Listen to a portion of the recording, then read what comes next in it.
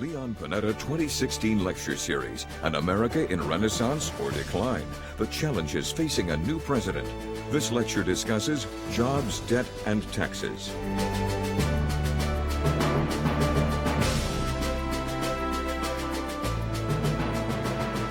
Ladies and gentlemen, please welcome Mrs. Sylvia Panetta.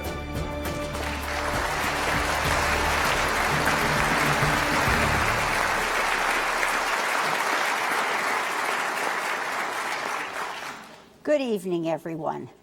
Welcome once again to the Sunset Cultural Center in beautiful Carmel by the Sea for the Leon Panetta 2016 Lecture Series.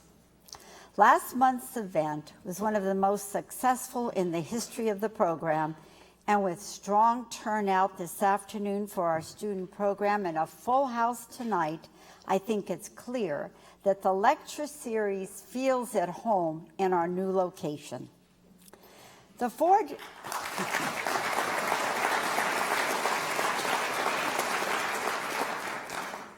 discussions we hold each spring make up the Panetta Institute's landmark program. Their prominence is not only because of the size of the audience in the theater or the wide range of viewers in the television broadcast. The importance of these lectures rests in the topics we address and the conversations we hold. Secretary Panetta and I believe that this year's lectures are particularly important. As our nation prepares for the presidential election, our country and our democracy are very much at a crossroads.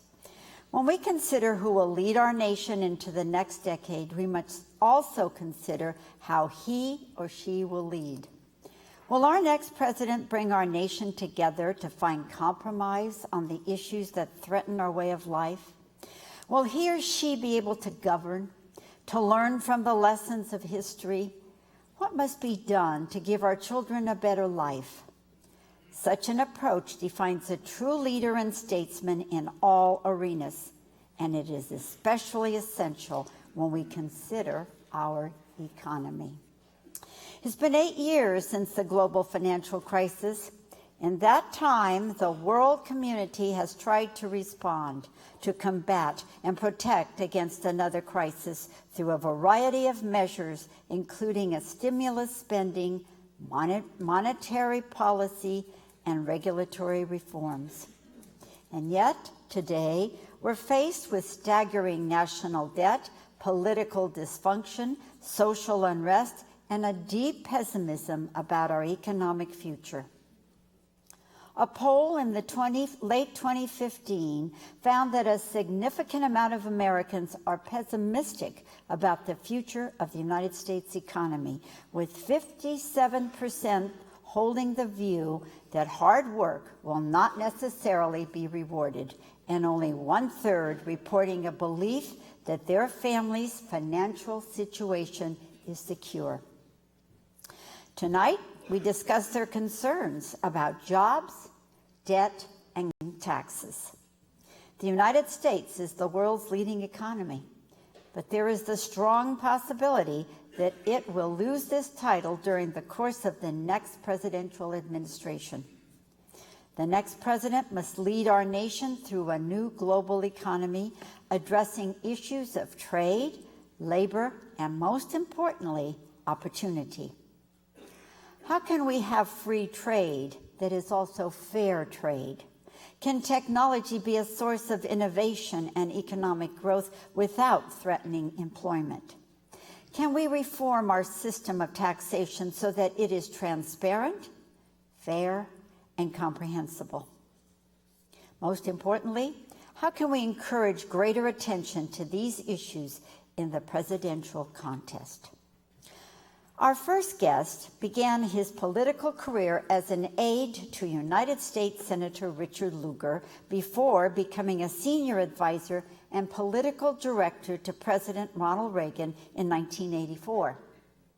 In January 2001, he was sworn in as director of the Office of Management and Budget under President George W. Bush. During his 2.5 years in the administration, He helped design and present the administration's tax cuts and was the main architect of the president's budget. First elected governor of Indiana in 2004, he was re-elected in 2008, receiving more votes than any candidate for any public office in the state's history. In 2005, he led Indiana to its first balanced budget in 8 years, and without a tax increase, transformed the nearly $800 million deficit he inherited into an annual surplus of $370 million within the following year. Presently, he is serving as the president of Purdue University. He and Secretary Panetta are co-chairs of the Committee for a Responsible Federal Budget. In that role, he continues to stress the need to address national debt and entitlement reform. A distinguished public servant, please welcome Governor Mitch Daniels. Welcome. Talk too loud. I'm sorry. I don't need that.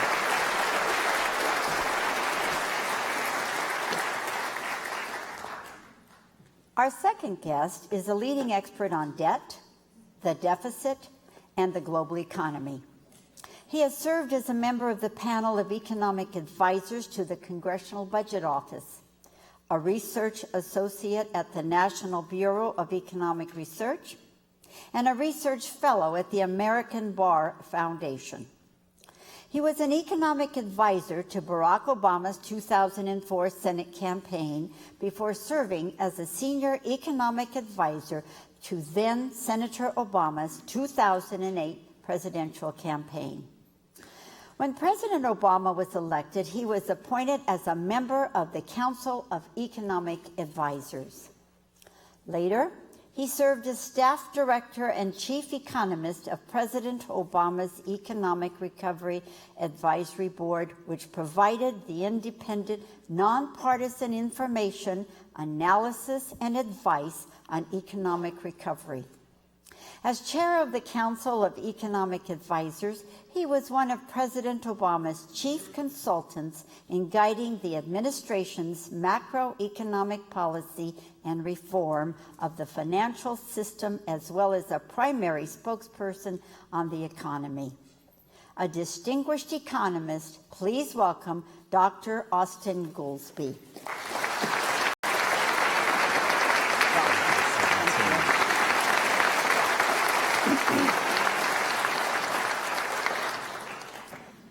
Our final guest has been a familiar voice on business, television, and radio for nearly 3 decades. Known for his sharp perspective on the financial markets and the economy, he gained firsthand knowledge of the markets when he worked as the CEO of Insana Capital Partners from 2006 to 2008. He has written for Money Magazine and USA Today and has authored 4 books about Wall Street and the financial markets. Additionally, he is the editor of Insana's Market Intelligence, an internet-based newsletter. Well known for his high-profile interviews, he has spoken with Presidents Bill Clinton and George W. Bush, as well as business magnates Warren Buffett, George Soros, Bill Gates, and Steve Jobs. Among his many honors, he was named one of the top 100 business news journalists of the 20th century and was nominated for a News and Documentary Emmy for his role in NBC's coverage of the 9/11 terrorist attacks.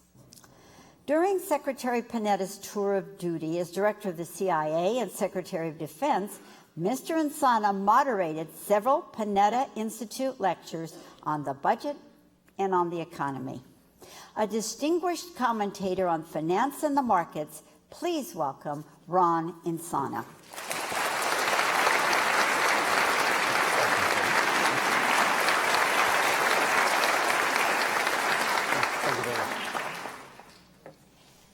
And finally, moderating the discussion is the man who created this lecture series 19 years ago. In addition to his work as chairman of the Panetta Institute, former director of the CIA and former Secretary of Defense, please remember he was chairman of the Congressional House Budget Committee and director of the Office of Management and Budget, and through his work in the Clinton administration, helped lead the nation from an era of large deficits to a balanced budget and a new era of equally large surpluses. Please welcome Secretary Leon V. Panetta.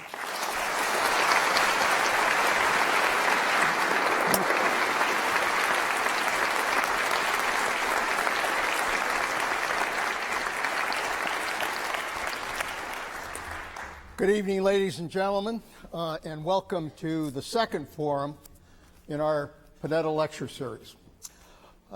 We've had a theme related to America in Renaissance or America in decline, the challenges facing the next president of the United States. Last lecture, as you know, we talked about foreign policy and the threat of terrorism. Tonight we talk about the economy. We talk about jobs, we talk about debt, we talk about taxes, and we'll talk about trade, as well as a number of other issues. All of this is taking place at kind of a strange time in our history. We've got the strangest presidential campaign that I've seen in my lifetime. And as I've mentioned, part of it is reality TV, but part of it is like we've all gone into the rabbit hole in Alice in Wonderland.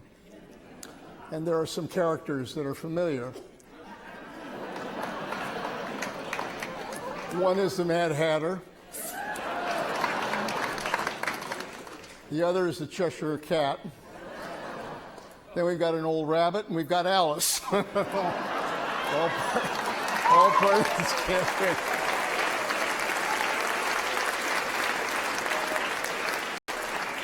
But, you know, the fact is that these presidential candidates are all talking about trying to deal with economic issues. And yet, when it comes to the specifics about how they pay for these programs, how do we deal with the debt, how do we deal with tax reform, how do we deal with entitlement reform, all of the issues that relate to fiscal policy, we're not getting a lot of specifics. And James Carville once said that in the first campaign for Bill Clinton that it's the economy, stupid. And I think the fact is that it is the economy, stupid, and people ultimately will vote their pocketbooks.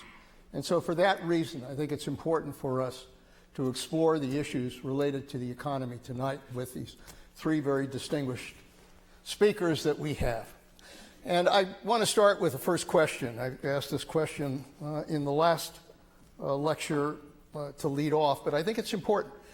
Next president of the United States walks into the Oval Office facing this huge debt, facing a situation where there continues to be instability in the global world, facing a situation where there's a lot of gridlock in Washington.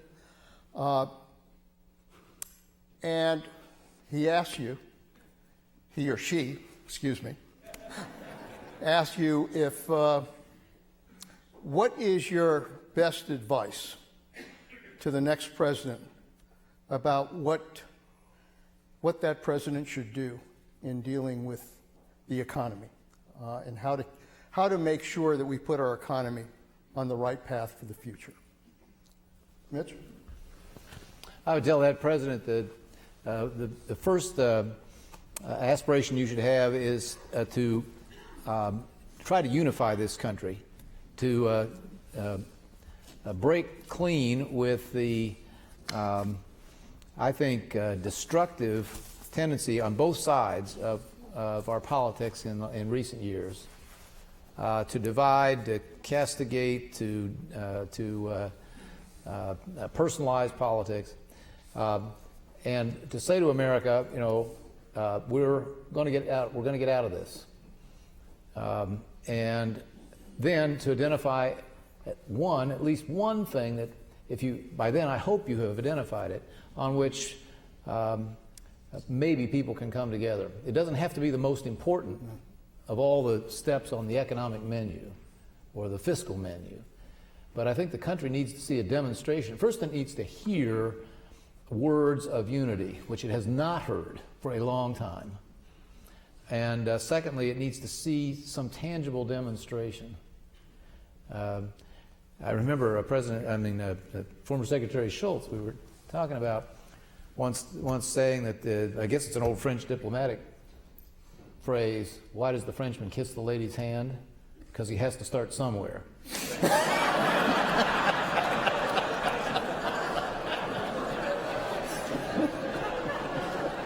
And we got to start somewhere. So, so we can talk later about what that first step might be. But it certainly was my experience in public life that you can build a positive momentum. That one, I think people speak really incorrectly when they talk about political capital as something that is spent and then gone. Like other forms of capital, if well invested, it brings a return, which then can be invested in the next goal. So I would look for something. Maybe it could be a form of tax reform. Maybe it could be a revival of Simpson Bowles. But I think more important to see some forward motion than that it's necessarily the single best goal. Austin, you've been in that place before. So. Yes, I'm kind of intrigued by that as the single best goal. In a way, it's a testament to the Panetta-Daniels approach to politics to do that. I think we've had a little bit the dynamic that has worked the opposite, which was the politics of our nation has not been seeking things that we could agree on, but instead precisely to find the things that we did not agree on. So there have been, over the last 4 or 5 years, even in the midst of a lot of gridlock and a lot of poisonous stuff, there have been things that the two parties did together. It's just they kind of say, yeah, well, who cares about those? If you agree, that's not interesting. We want to find them fighting about stuff. So it's through this campaign, we have converted from "it's the economy stupid" to "it's the stupid economy," and no, you're stupid. No, you're stupid. So we have that going. If you ask me, I would give 2 things. The first is I would strongly advise: don't think of this as a crisis. Stop being in crisis mode. We have been in a crisis, and my fear is when you are in crisis, you cease making the investments that you need to make. Because you say, look, we're not thinking about what are we going to need in 20 years. We have to make sure there's not going to be a depression by Friday. And I think we need to get out of that mentality now. I think we're growing modestly, but we're not in crisis anymore. And then the second, just on straight policy, I think that where growth comes from is especially investing in your own people. I'm sure we will get to some of these issues about the skills of the American workforce. I would say I find it dangerous that we're going to cut financial aid, that we're going to cut scientific investment, health investment, that we're not going to invest in public infrastructure. And those are 3 areas. I know you asked for 1, but I'm going to call that one. Investing in the future growth rate, I think, is the most important thing. Ron? Well, I think the campaign has all been about talking the country down, which is unusual for even for a hotly contested political campaign. Where Ronald Reagan talked about morning in America, and Donald Trump wants to make the country great again, as if we're no longer great, which we truly still are, particularly when compared to the rest of the world. There are very few places you can look and say, I'd rather be there. Or Bernie Sanders is saying the entire system is rigged. That language has to disappear, and I think the president is the one who has the bully pulpit, who is the cheerleader that needs to stand up on day one and say, listen, we're fine. We are still the greatest country on the face of the earth. The experiment goes on. And then he or she needs to outline immediately a comprehensive strategy for growth. And that's the only thing I would focus on. And it would have aspects of what both Governor Daniels and what Austin had suggested. But I think it really has to be spelled out immediately in a comprehensive manner, whether it's coherent energy policy, infrastructure investment, supporting technological research and development. All those things need to be enumerated so that people do feel that there's a plan on day one and that the next president hits the ground running. What do each of you think about the state of the economy? I mean, we came through, obviously, one of the worst crises since the 30s. We seem to be in a recovery mode. Obviously, unemployment's down. There's some other good things happening. But at the same time, very anemic growth. And we still looking at a lot of instability in the world right now. What do you think is the state of the economy that we're in right now? And how long do you think that this period is going to last? Al? Austin? I would say I don't think it's that great, but I don't think it's that bad. For the short run, I'm going to define as, let's call it 18 months. I think the Fed is the most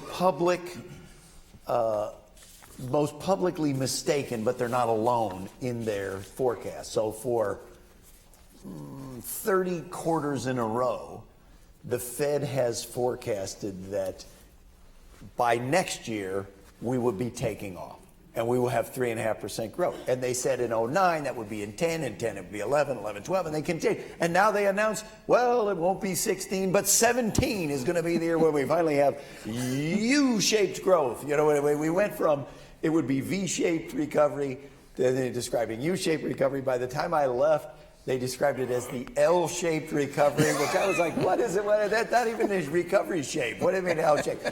We moved to the Arabic script and whatever it is, to get it going. And I think that what has happened is that there are some pretty deep fundamental transformations taking place in the economy.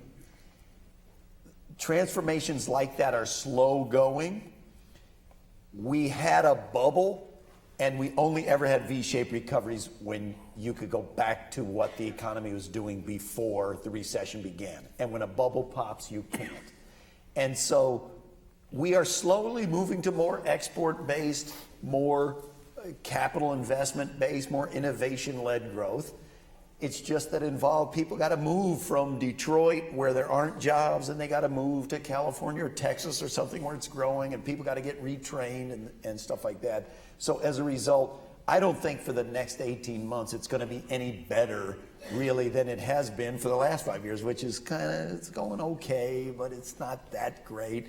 And outside of the U.S., I'm quite nervous that it might be much worse than that. If you look at either Europe or China, major red flags that they could have a serious problem. Ron, what are you telling your viewers these days about the state of the economy? Well, I tend to agree with Austin, and I think most of the serious risks exist outside the United States, unless we were to see a policy error by the Fed. If they were to raise interest rates on multiple occasions and do it in such a way that it had a negative feedback effect on the rest of the world, I think we would restart a cycle that's very much a negative one.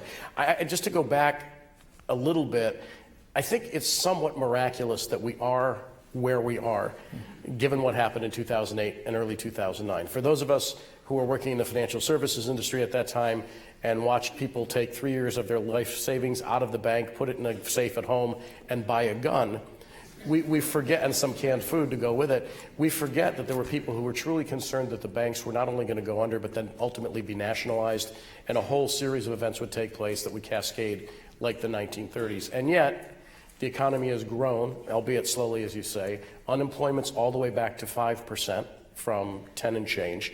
Stock market has tripled. Household net worth is at an all-time high. A lot of good things have happened. Auto sales are at record highs. Now, some of that's been goosed by subprime lending and things like that. But generally speaking, if you were to compare this to the 30s experience, which from a financial crisis perspective was comparable, we came out okay. Where we sit now, I think, is the danger is China imploding, which I think is a high probability. Europe, almost every other country in the world is in recession right now. Venezuela is a failed state. Brazil is now in the process of collapsing inward on itself. And the Middle East, geopolitical risk there, and in the South China Sea. I think there are a lot of dominoes this year that could fall, that could disrupt growth. But again, I think it's an intermediate term issue, not a longer term issue for the U.S. Mitch? If these guys were right, 3/4 of America wouldn't think we're on the wrong track and have a lousy economy. The unemployment rate is, I was raised to think that was the most important political indicator. If you want to know sort of what, it's meaningless these days. What's it called? U6, Austin? That's the rate you want to look at. It's 10%. But it's down from 20. Yeah, exactly. No. When you add back temporary workers, part-time workers, people who are underemployed, and can consider how many people have gotten discouraged and dropped out of the workforce altogether, it's not a happy thing. Now, I'm in this fabulous community of yours. I don't know how it looks from here, but let me tell you how it looks from the middle of the country. And it's not very pretty. This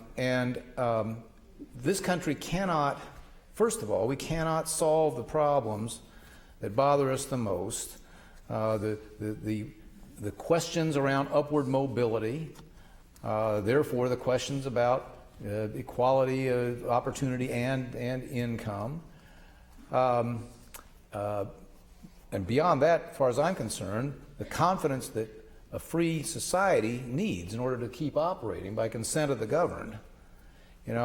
I'd love to believe that Americans have supported our Republican form of government because they all read the Federalist Papers and got carried away by it. But no, it's been the promise of economic improvement and the next generation living better than this one and all that has maintained confidence in the system. And I think that's what ought to worry us the most at this point, because it's fraying around the edges. You're talking about nationalizing banks. They almost, maybe not by on legal terms, but yeah, we've come pretty close to doing that, Ron. So, no, I think we cannot be a successful society limping along at 1.x% growth rates. And if there's anything one wishes people from left to right could agree on, it's that. And if you care about poor people, if you care about upward mobility, and you're worried about income inequality, then you've got to be for something much faster than what's going on growth that's faster than what's going on right now. And frankly, much of national policy leans against it, and we ought to review that. Let me just quick answer. What are the chances of slipping into another recession in the next 2 to 3 years? Next 2 to 3 years, I think you could get a cyclical recession in an ongoing recovery, just like you can have a cyclical bear market in an ongoing secular bull market, which I think we're in. But that risk always exists. I mean, we've had long-term recoveries that have had short-term recessions. The bigger risk is again, and I agree entirely with Austin, if China, Europe, Japan, Australia, Russia, the Middle East, Canada, Venezuela, Brazil, they're all in recession. It's hard for the U.S. growing at 1 to 2% not to be slowed further by that. So I think the risk is over 40% that we'll see something like a recession in the next couple of years. Yeah, I thought you were going to say in the next 12 months. Yeah. And I was still going to give you a decently high number, 25%, 30% in the next 12 months, because if they have a kind of a hard landing in China, which is entirely possible, if not likely. If it hasn't happened already. I don't think it's realistic that you could have the second biggest economy in the world really suck wind and that the U.S. not have a recession. Even though it's not that big of a share directly, I just think markets will freak out. I think people will scale back their activity. Mitch? Now I'm going to defer to them. I would worry about it too. I mean, we're not very far. We've been sort of staggering along, not very far above the line as it is. So I agree that it wouldn't take much of an exogenous shock to turn the ink from black to red. All right, so let's talk about one of those problems that nobody wants to deal with, which is the national debt. It's $19.2 trillion, and we're paying now huge interest rates. But the projection by CBO is that we're looking at that debt increasing to 84-85% of GDP in the next 10 years. The concern, obviously, is what the impact of that will be ultimately in terms of our economy. Let me ask you this. How big a threat is the national debt to our economy, number one? And number two, how do we deal with it? Mitch, start with you.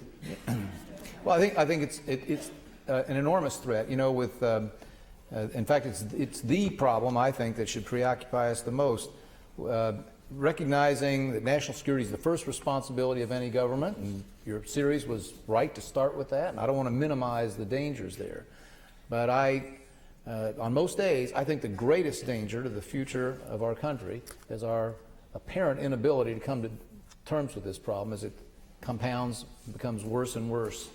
And, you know, there's an old British saying, now that the money has run out, we shall have to begin to think. And, you know, for my money, we're there. You know, it is, I think, economically provable that debt levels like that weigh on present growth. They're an enormous threat to future growth. Where are you going to find the money to invest in the perfectly worthy goals that Austin talked about? You know, the so-called discretionary part of the budget has shrunk. I looked, Leon, since the previous administration, it was already down to 35%, it's down to 29% now. And the only reason it's not 24% is because we have artificially low interest rates. And so it is constraining our ability to do those affirmative things that we'd like to do, even as it threatens to crowd out and choke off the private investment that growth depends on. So to me, it is the domestic issue, and neither party, as far as I'm concerned, deserves any credit for dealing with it, at least lately. I would say I believe it's a good news, bad news, good news story in the following sense. The good news is the 19 trillion number is overstated because there's a lot of one side of the government owns the debt, so it shouldn't really be counted as debt and thought of that way. It's a bad news story because it way understates the true debt, because the promises we've made on Social Security and on Medicare imply these unfunded and unaccounted for what we would think of as debts that are vastly in excess of 19 trillion. But ultimately, I think the good news is that to get this, and what matters is your the share of your, what is your debt payment to your income? Okay, so as you get richer, it tends to be that the amount of mortgage debt that families have goes up with their income. Now, that doesn't mean that they can't afford it. What matters is what your debt to GDP ratio. And to get that in a stabilized and manageable way is a serious problem, but is not unmanageable at all, is not explosive. And for anybody who asks the question, a lot of the times they'll say, are we Greece? They will also say, is Illinois Greece? You know, I'm in Illinois. Now, Illinois might be Greece, but the U.S.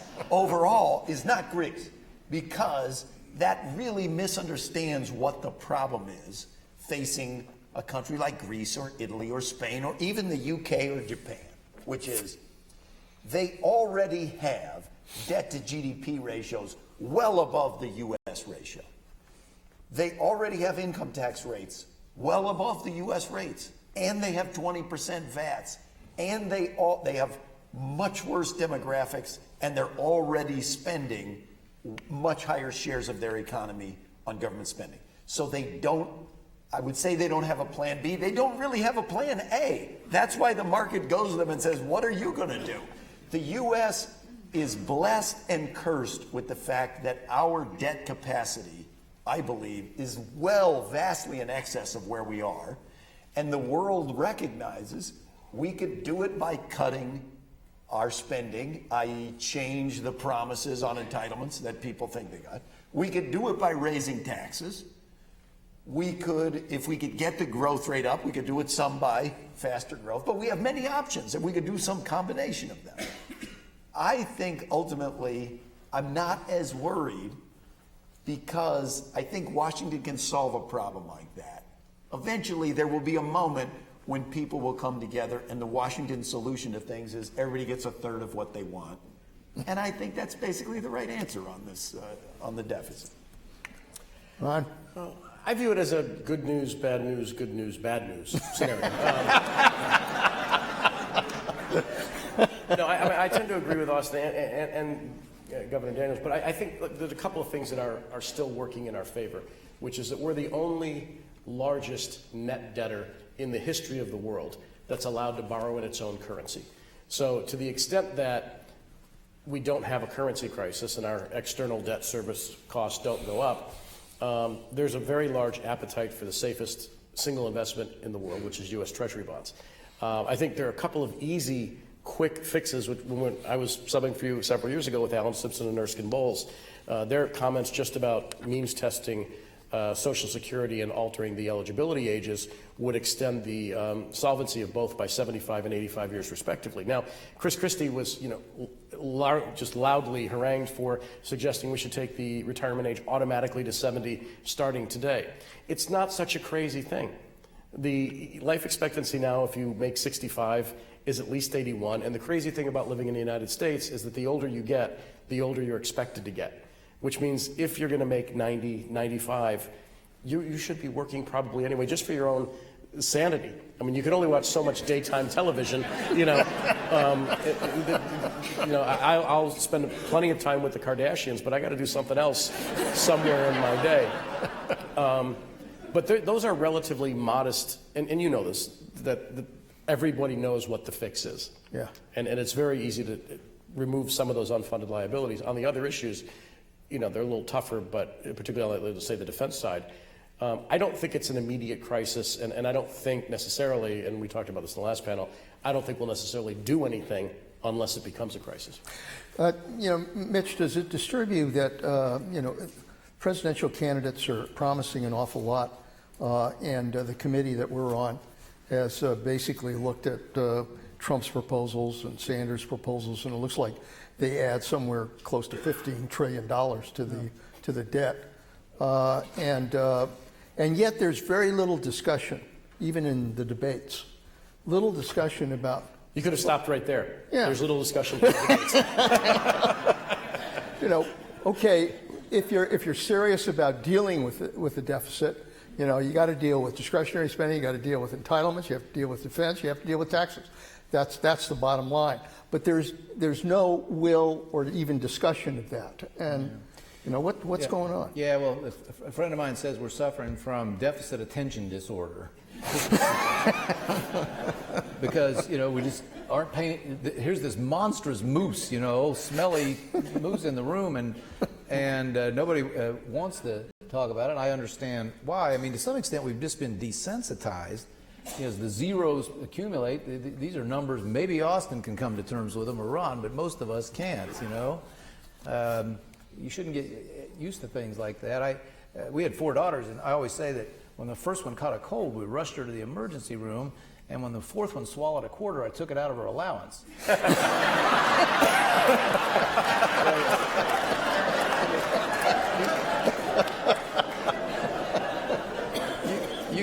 You can get used to things you really shouldn't. Yeah, but it's a little different because you were subsequently reimbursed. Yeah. And so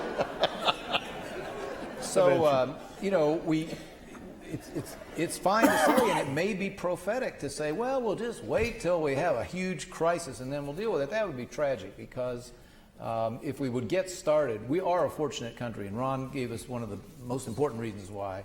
The world chooses to use our currency. It would be darn inconvenient to switch.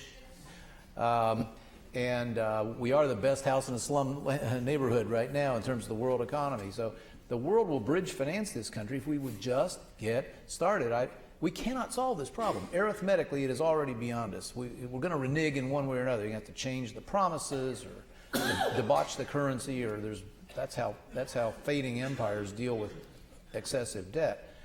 But gosh, it would be great to get started. And the last thing I'll say is that it's especially unhelpful when politicians, and we've got them on both sides now, not only don't tell the truth about our fix, but suggest that you can just add more to it.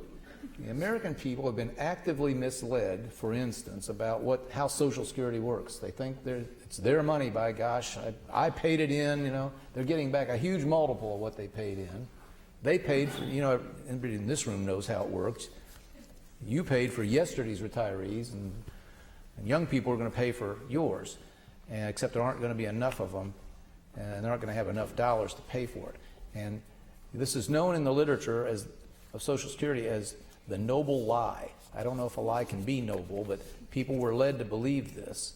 And we've got to start with people in public life saying, no, folks, actually not the way it works, and we're going to have to make a few adjustments, because you don't want to knowingly plunder your children, do you?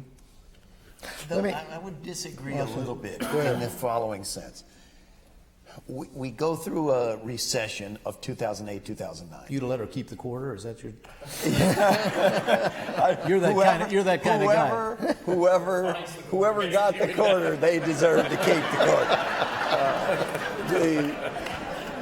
I had a friend. A guy was my debate partner. I guess when he was a kid, he put a screw. He was 6, and he put a screw in his mouth, and his mom was like, "You give me that screw right now. You do that is not safe. You do it." And he's a very stubborn guy, and and she was like, "You give that to me right now, or I would put it." And he purposely swallowed it, and she produced that screw at his wedding, and she's like, it took me 4 days to get this screw. And she was like, and he gave it to his wife. She's like, "I'm giving this to you now. He's your problem." But the only things I want to say is this. We had the worst recession of our lifetimes. Everybody who's in this world of economics and debt knows that recessions equal deficits, because people's income goes down, so you don't get revenues, and there's a bunch of automatic stabilizers that go up. So the deficit explodes to a record level. That explosion had nothing to do with the long-term fiscal challenge facing the country, nothing.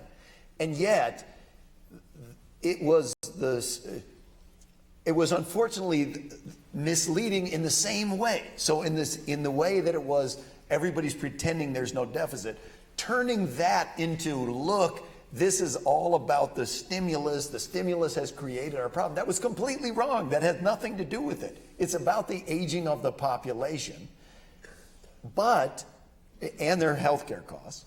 But recognize you don't have to balance the budget to stabilize and bring your debt to GDP ratio into a manageable size. And if we run something like 2 to 2.5% of GDP deficits every year, we will still, as long as we're growing 2 to 2.5% a year, we can have our debt to GDP ratio coming down.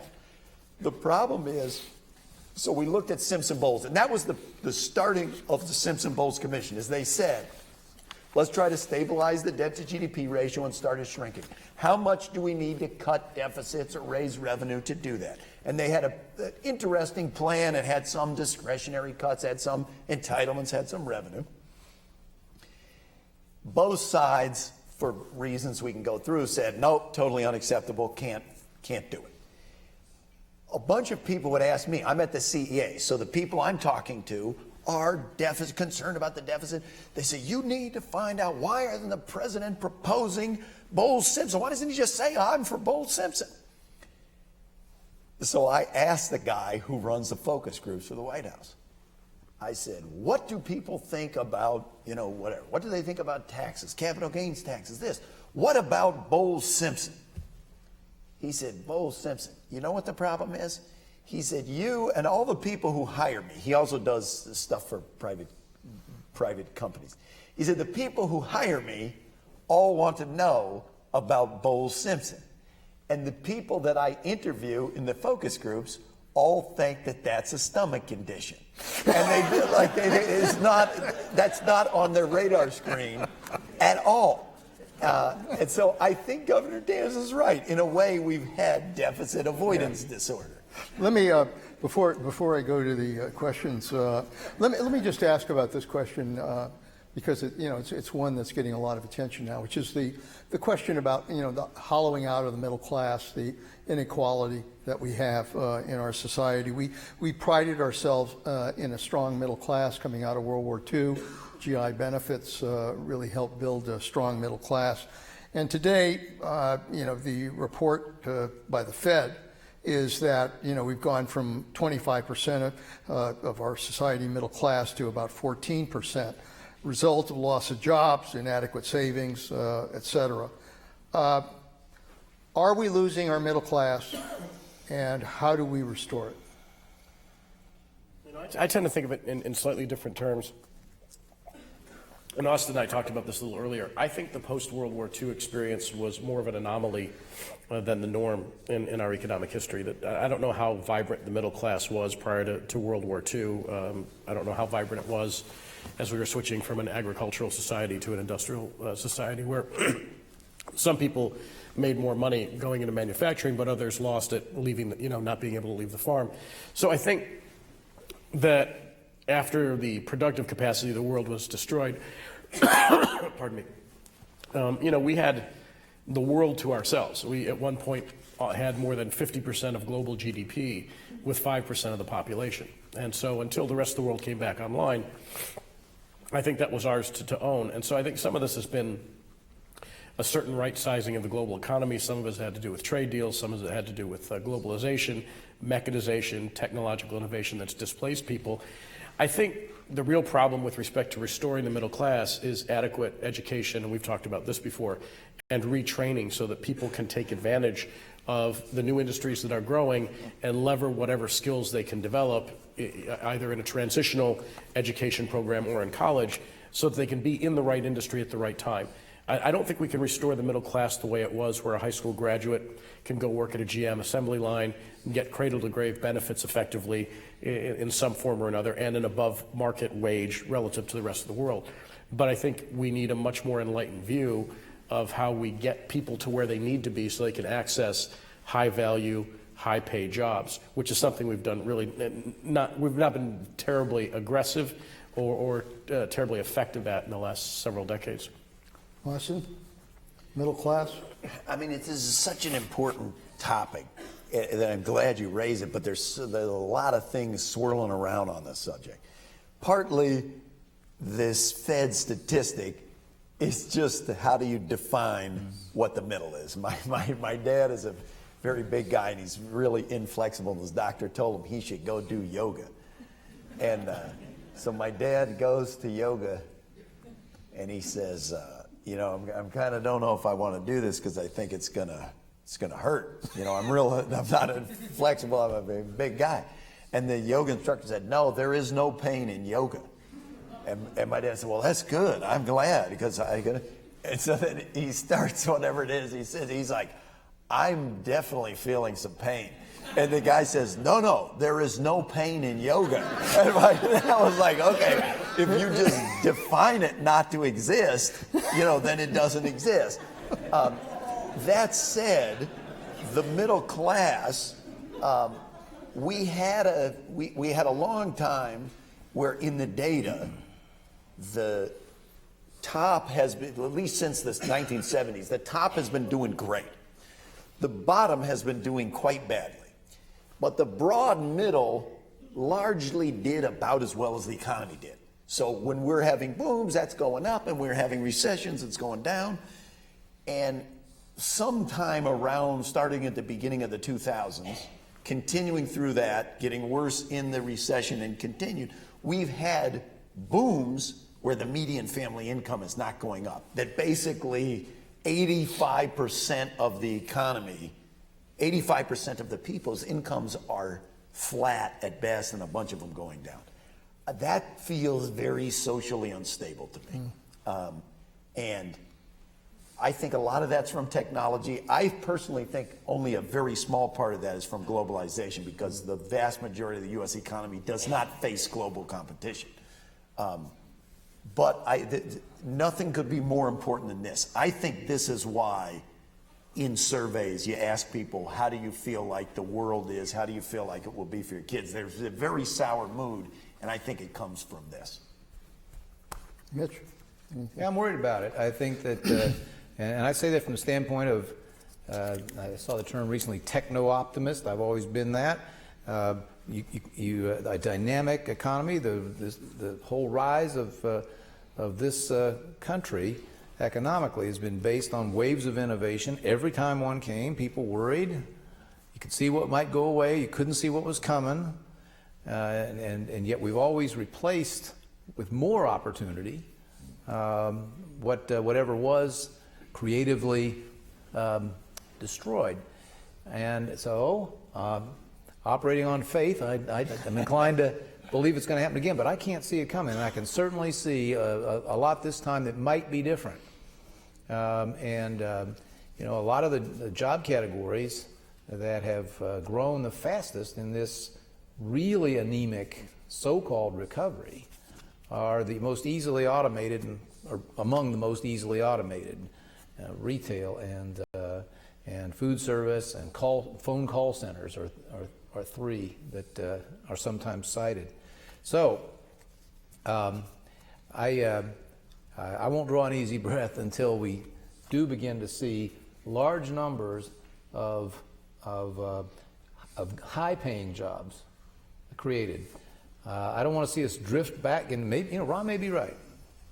Maybe we've lived through the aberration. Maybe we're going to drift back to Victorian England, where there's one class doing fine, and a lot of people have jobs, but it's sort of service jobs to support the rest. It's, here look where we are.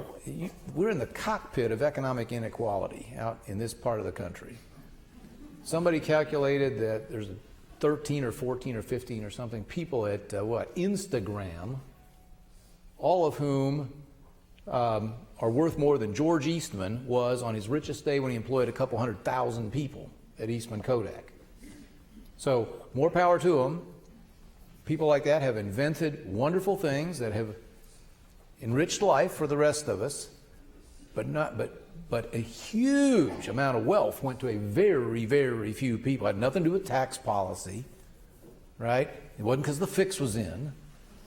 It's the nature of the economy we're in now, so-called winner-take-all in many, many markets. And, the question is, where will this wonderful innovation trigger the kind of opportunity for large, large numbers of other people? And, I'm hoping, but it's hard to see. I think that's true. I would add, you may not want me to add, but there is a major debate going on in economics, which is about price indices, which you're going to say, oh God, price indices. But it matters a lot, because, when my grandpa used to tell me, we'd go to the movies, and they'd be like, it's $11. He'd be like, $11? When I was a kid, a movie cost a nickel. And I'd be like, but that was a silent movie. It was like, it was black and white. So, we have to somehow account for it. We know what your salary is, but does that make you better off or worse off than you were 30 years ago or 50 years ago? And so there's a famous book on economic growth that opens with Nathan Rothschild, the richest man in the world, taking a train to somewhere, and he bangs his back, and he gets some kind of a boil, and he's scratching it, and he goes to the doctor, and they try to poke it, and it gets infected, and it turns a gangrene or something, and he dies of a thing that the poorest person in America will walk into the emergency room for 25 cents. Maybe not the same 25 cents, but 25 cents. He should have tried yoga. Yeah, try yoga. 25 cents you're cured. So in that sense, is the poorest person in America richer in real terms than the richest man in the world was in 1830? That's actually a question of price indices, and it's harder. We love it when you talk about price indices. I just don't want to leave the impression that I believe we're going back to that period where there was no middle class. I actually think that the future looks actually quite bright. Austin's talking about hedonic adjustment here, which is what they like to call in economics, where the car that you buy today for $20,000 is infinitely better than the car you bought 40 years ago or 30 years ago or 20 years ago for $20,000 because it has more. Your iPhone is way better than transistor radio. There's a lot of things that have changed. Quality's gone up and prices come down. That's made a difference to the middle class. Yeah. Let me take a quick break here to recognize our, if I can, our question review team. They're the people that select the questions that I'll present to my speakers. And I'd ask you to hold your applause until I introduce each of them. Julie Copeland, who's city editor of the Santa Cruz Sentinel, Doug McKnight, who's a reporter for KZU Radio, Don Miller, who's executive editor of the Monterey Herald, the Santa Cruz Sentinel, and Amy Wu, who's the government reporter for the Salinas Californian. If you would thank them, I would appreciate that.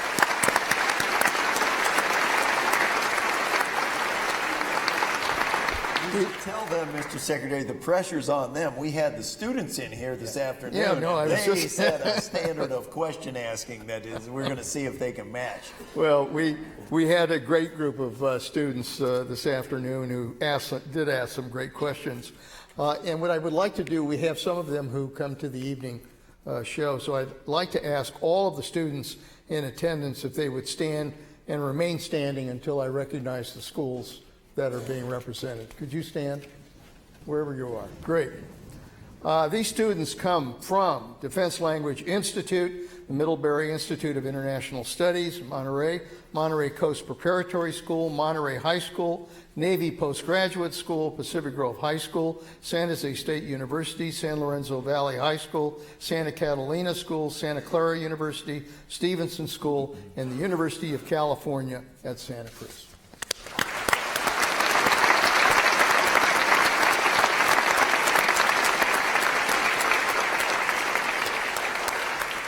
Okay, talking about the problems of inequality. One of the things that we're seeing now is a movement, obviously, to increase the minimum wage. And California has gone to $15. New York, I think, is in the process of going in that direction over the next 5 years. This is a question, would a $15 national minimum wage be beneficial or damaging for the middle class, specifically for small business owners? That's a leading question.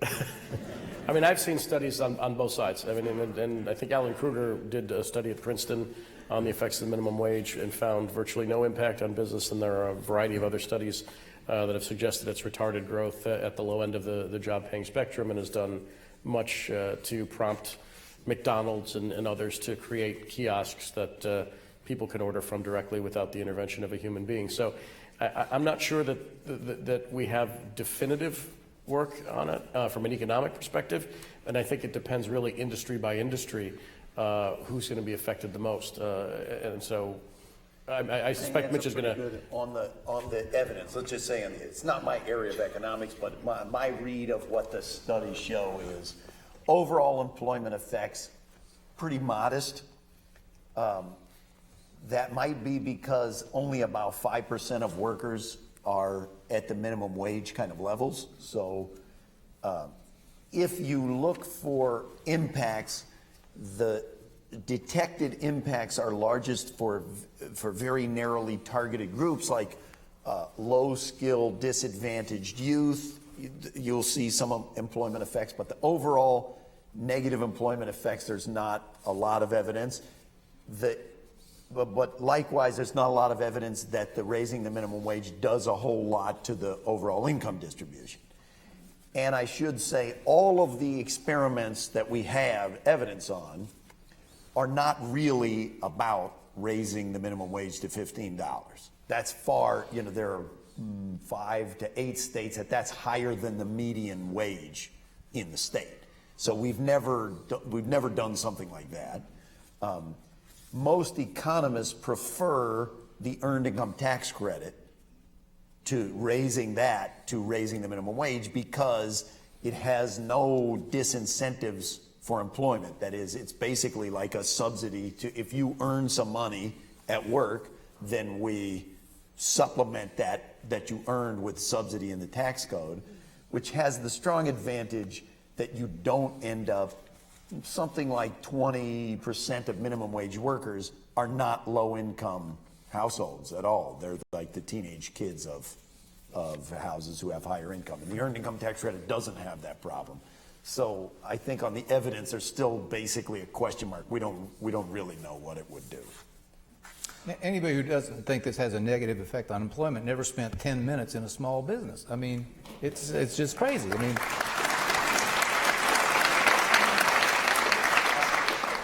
even for larger enterprises, but certainly for smaller enterprises, the money's got to come from somewhere. Most of them can't pass it on. They can't jack up the cost to their customers, so they will find ways to reduce the exposure. And that means fewer people hired. That probably weighs more heavily on younger people. That's too darn bad when that happens. And particularly in a time when automation is moving fast, this is the best favor. If I was building robots of some kind, this would be one of the best favors that somebody could do. Well, along those lines, we talked a little bit about this today. What are the jobs of the future for our young people? And I guess, I would just add, obviously we're into a period where we're talking robotics, we're talking artificial intelligence, we're talking about all kinds of technological developments taking place that basically are going to probably cut jobs as opposed to developing jobs. So where do young people, where are the future jobs for young people?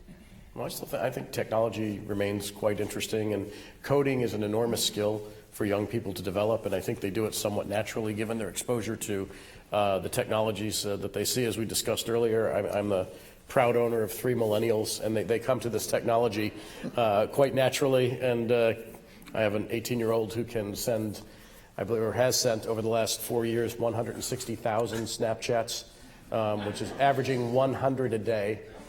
Tongue right, tongue left, duck face, those are the 3 poses for the Snapchats. The kids got that better earlier in the day, by the way. That brought the house down. Yeah. But I think also, there's an interesting futurist who works at CCNY, Michio Kaku, who is trying to complete Albert Einstein's unified field theory. And he's a very interesting futurist. And he gave a presentation not too long ago, and she showed what medicine is going to look like in the future, with doctors who are actually operating on a sheet of glass that is a complete outline of the patient's body, internal organs, nervous system, and it's all done with their finger guiding a robotic laser arm in the operating room. It's going to be like a live voodoo doll. It's going to be a live voodoo doll. Exactly right. This is with much more precise pins. But everything that's technologically oriented and disruptive offers, I think, the opportunity for young people to take advantage of that. I think even some traditional media might still be good. There's an interesting thing that was an item that was just pointed out the other day. Of all the advertising dollars that have gone into social media, Facebook and Google, I believe, have aggregated something in the neighborhood of 85% between them. And what we're seeing is that social media entities are migrating to television. So television and other forms of traditional media are actually still an interesting opportunity. Communications as a broad category remains quite interesting because there's so much now where these technologies are merging, and particularly the young people who are so fluent in it will have, as we did, let's say, with cable TV when I was growing up, opportunities that are brand new. So, let's keep going. That's fine. What is and is not working with regards to trade agreements with other countries, including China?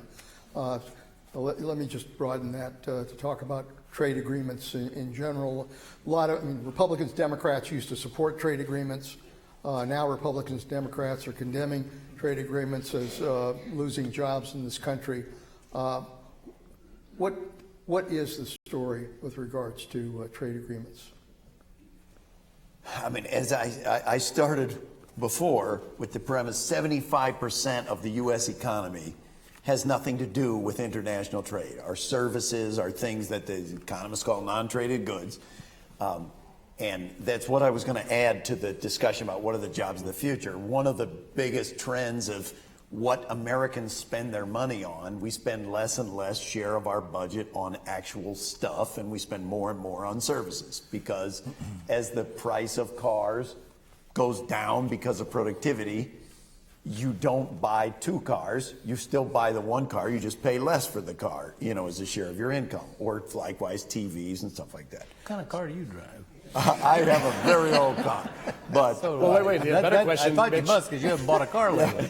The better question is, what kind of car do you drive? He doesn't. 2005 Taurus. Avalon, Toyota. So as you look at that, shift, that tells you a bit about. That indicates as well, what are U.S. exports? What is trade? How does trade affect the U.S.? We were talking at dinner. The U.S. exports, we're by far the world's largest exporter of services, and we're especially good at exporting things where if you come here from another country, that counts as an export in the data. So when they come to the restaurant, tourists from China come to the U.S., that counts as export. If they come to take class at Stanford, that counts as export. We exported more educations than steel, than computers, than it's one of the biggest exports of the United States. And the things that have mostly worked with trade agreements are totally the opposite of what the saying NAFTA's the worst and the TPP is bad. I kind of don't understand. It makes me sad that we've developed a bipartisan consensus against trade, because if you actually go look at NAFTA cut tariffs on U.S. exports to Mexico by far more than it cut anything coming to the U.S. Austin, correct me if this is wrong, but I believe that we have a positive balance of trade to the countries under a current trade agreement. I think that's true. So that varies, depends on what's happening to the price of oil. Yeah, but right, yes, but I think our that's negative balance true. of trade is not coming from is not in our So exchanges with the countries I under the trade agreement. think I think we misdiagnosed the problem. But B, the thing that has needed addressing in trade agreements and in globalization generally has been the rise of China. When China first got into things, they were basically a very poor country. And our system treats developing countries with lighter gloves than it does established economies. And so, in a way, there are a bunch of things China was able to get in under the wire so that it received a bunch of favorable treatments. And now it's a giant economy, bigger than Japan, approaching as big as the U.S. And we have to change that. And in particular, they have a lot of national champions, not tariffs, but supporting their own industries and using non-tariff barriers to block foreign investment and things like that. Just like Japan did in the 80s. And it's like Japan did. And ironically, the TPP is actually pretty good at that. It's the first trade agreement that tries to address a bunch of non-tariff barriers in a direct way, confront restrictions on foreign investment, confront the national champions. But it's just being lumped in with everything else. Oh, NAFTA and the TPP and all that. And that's what's ruined this country. And so, I don't know. Chances, Ron, what do you think the chances are we'll get a trade agreement? 0.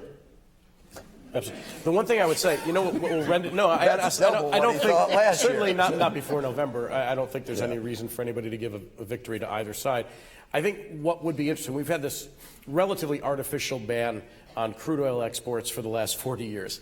If and when the United States begins to fully export crude oil, not just crude products, and liquefied natural gas, we will go from a trade deficit, which is now less than 2.5% of GDP, to a trade surplus in about 1 day. And if and when we do that, this whole argument will be moot, because we'll be running trade surpluses, and we'll even finance our budget deficits differently as a consequence. And it's really 1 or 2 smart moves to make that happen. Lots of talk right now about the so-called Panama Papers. How relevant? Panama Papers are they exposed the situation where people were basically putting their money into companies in Panama and getting the tax benefit of that. How relevant are these offshore accounts, and what can be realistically done with them? Well, first, they're legal. Ron, were you mentioned? I was not mentioning them. Okay. No, I run most of my stuff through the Caymans. So, look, I would say there's the specifics on this, and then there's the broader issue.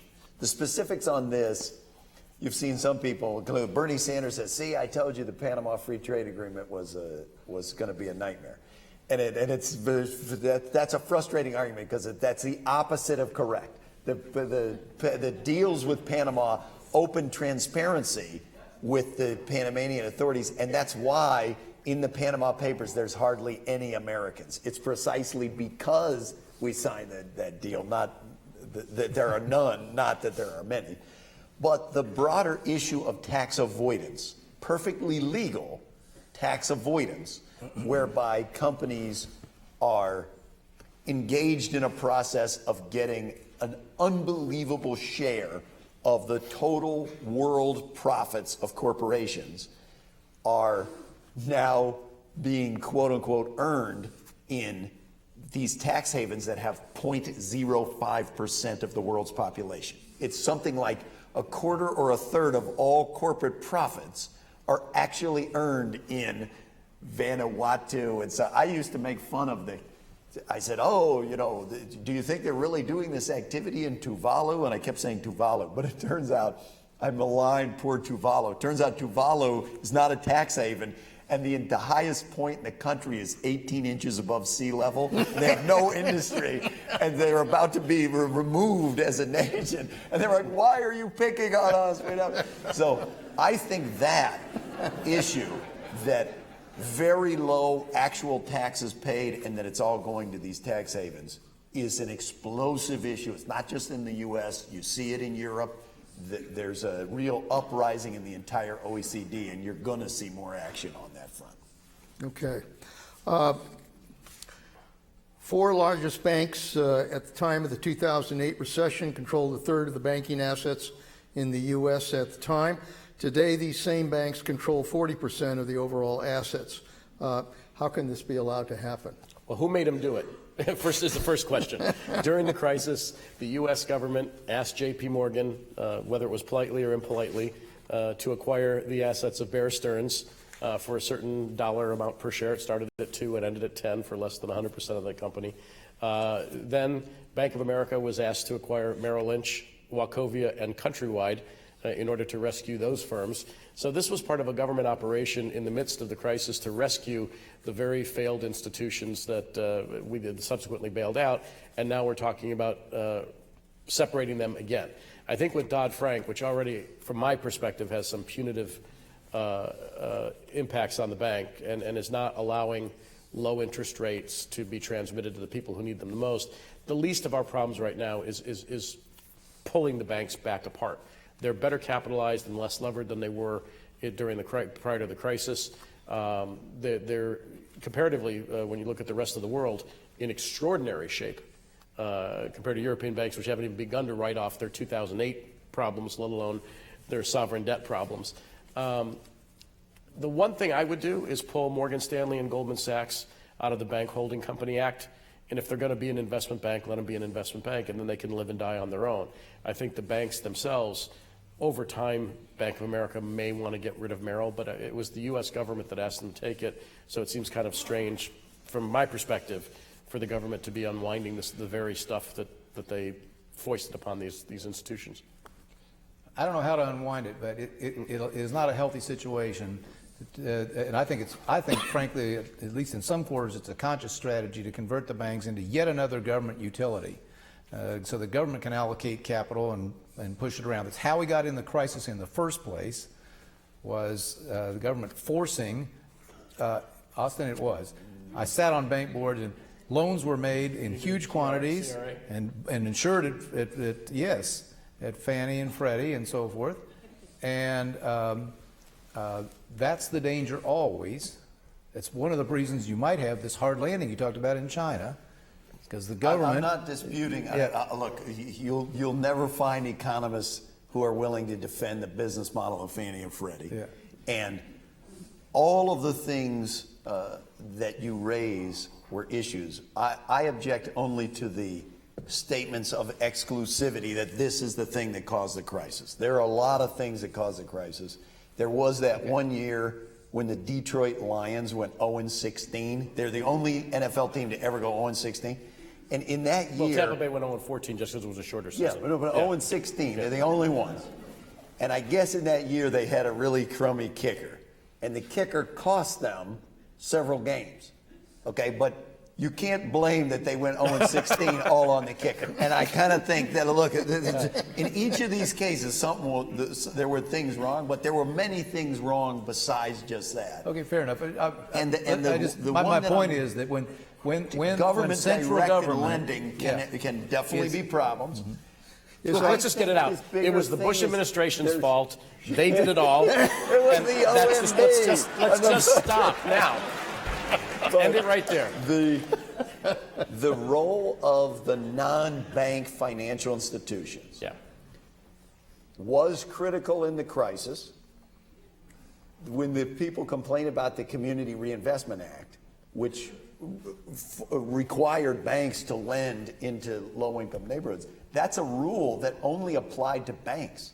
But 2/3 of the subprime lending was made by non-banks. And the Community Reinvestment Act did not even apply to them. And we tried to do some things about the shadow banking system in Dodd-Frank, but with limited success. The one thing they did is they said, okay, well, at least if you're big enough, you will have a regulator, and that regulator will be the Fed. But now they got this court case about MetLife where the judge said, no, the government's not allowed to declare MetLife to be regulated. So that's really kind of an existential threat to Dodd-Frank. I think we're going to have to see how that plays out. Let me ask this question. We just talked a little bit about the Fed. Is our economy too dependent on the Federal Reserve, and did it make a mistake in raising interest rates? Mitch, what do you think? I think it made a mistake in driving interest rates down to a historically unprecedented level and holding them there for years. And I don't know when and how we get out of this box. You want to talk about trickle-down policy. This is the best example I can think of. It's not just the effect; it's the intent of that policy was to run up the price of commodities and stocks in the hope that people would feel richer and rich people would spend more money and so forth. And it hasn't worked. And we're in now that what people are calling quantitative exhaustion stage.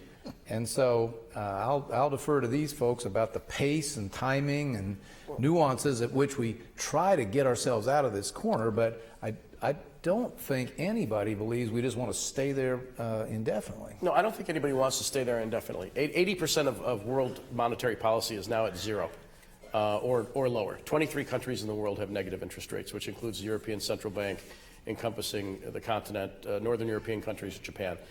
The U.S., and I would probably disagree with the motivation behind the move to zero, was in part to create a wealth effect, but it was also to allow banks and corporations and households and the government to recapitalize after a balance sheet crisis took us into a situation where many institutions, both public and private, were insolvent.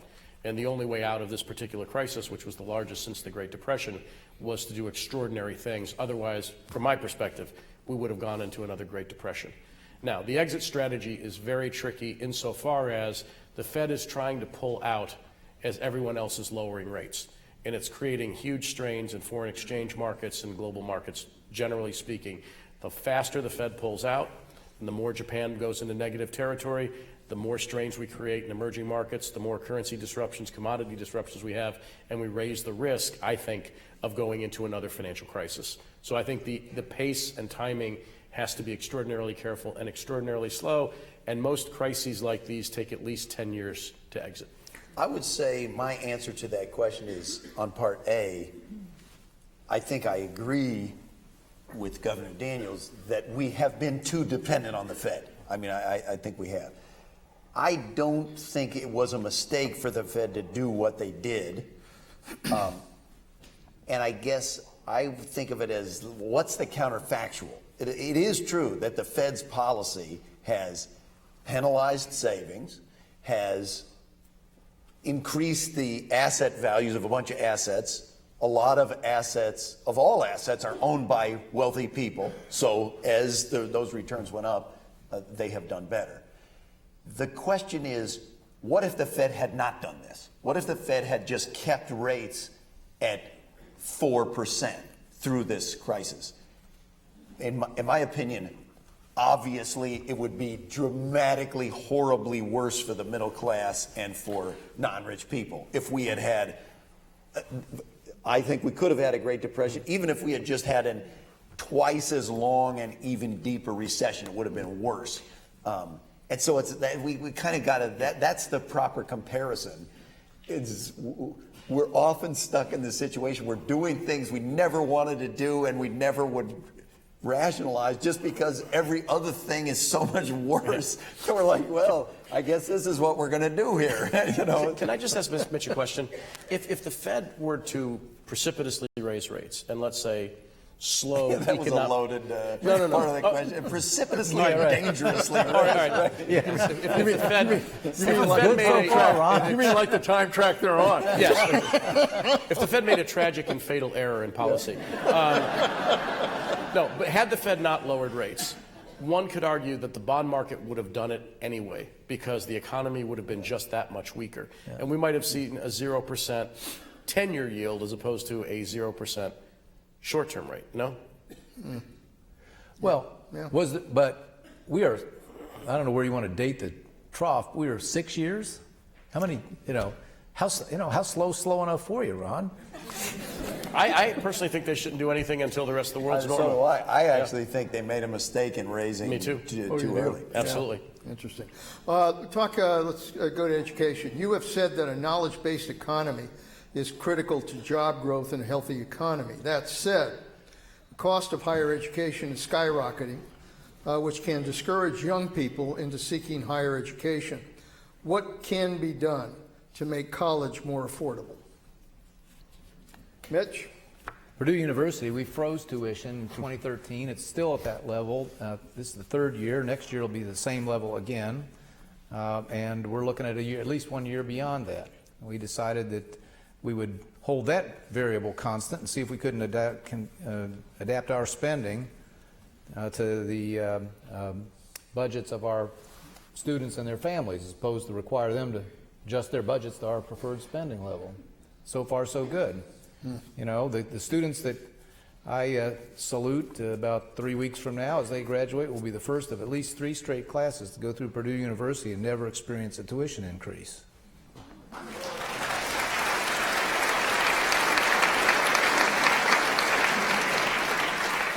By the way, we also lowered the cost of food by 10% over that time frame and the cost of textbooks through a deal we made with Amazon. So when the federal officials calculate the all-in cost of attendance, it's cheaper in nominal dollars to go to our school today than it was in 2013. So the starting point is, I believe, before we talk about ways of financing and all the rest, although we must, the starting point ought to be a real soul-searching on the part of higher education. Why are you charging all this in the first place? And what have you done to clean up your own house? And there's a whole lot that can be done. Yeah, absolutely. And then I'll pass the baton, but I want to tell you, however, we gave the biggest pay raises in our peer group last year. The salary pool went up 3.5% at Purdue University, and we're making major investments in our College of Engineering, in our Computer Science Department, in our former College of Technology, in the very areas at which we believe we excel that will contribute to the knowledge economy that we're talking about. As concerned as I am about the future of young people, I'm not particularly concerned about Boilermakers. They're getting jobs at almost 100% rate, and they're going to have great lives. I'm much more worried about the rest of too many of the rest of the people in their age cohort who may not have those same opportunities. Let me ask this, and we're getting close to the end here. How important is rebuilding our infrastructure and the impact it could have on the economy? Austin? I would say if done properly, quite important. As you know, the long history of infrastructure spending in the U.S. is a varied economic quality, if we were going to evaluate it on those grounds. And the, bridges to nowhere, highways to nothing, that's an infrastructure spending that it has some direct impact in that some people will have a job for 1 year while they do it, but what you want are things that are, from my perspective, what you want are things that are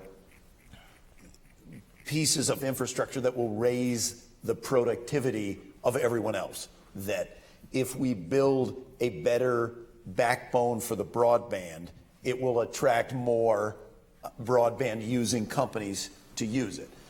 Some of the achievements of the highway system of the U.S. were in raising the productivity, and that we could put plants at different parts of the country and we could ship the stuff in a reasonable and cost-effective way. We've always had low taxes and low government spending, so we have always had worse infrastructure than European countries, for example. But I think the differential's gotten so extreme now that it's actually hurting us. Not only is it not giving us the positive contribution we need, it's hurting us. That, in Long Beach, the bridges are so beat up that the port of Long Beach, the truck drivers don't want to take the bridge.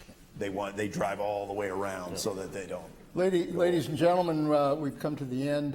We've talked about a lot of important issues, but I think ultimately these issues rest with you, the people, and the voters in terms of deciding what the future of this country is going to be.